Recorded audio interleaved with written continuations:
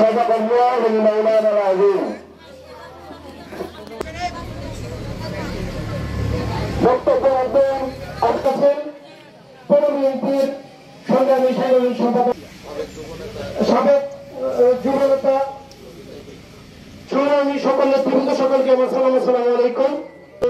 উদ্বোধন করবেন আজকের এই অনুষ্ঠানের সম্মানিত উদ্বোধনতা শ্রীপুর পৌর বিএনপির সংগ্রামী সাংগঠনিক শ্রীপুর পৌরবাসীর আশা আকাঙ্ক্ষার প্রতীক আগামীর রাষ্ট্রনায়ক তারেক রহমান যে 31 দফা ঘোষণা দিয়ে দেশনেত্রী বেগম খালেদা জিয়ার জন্য দোয়া করবেন।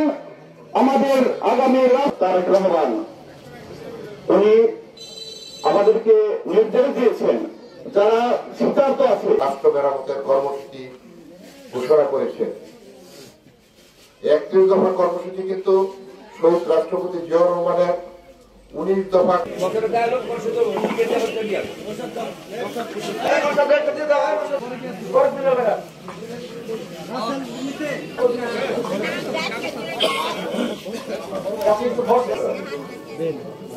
নাসিমের ছবিটা সহ আসেন। তারপরে আফতার রেডি থাকেন। আফতার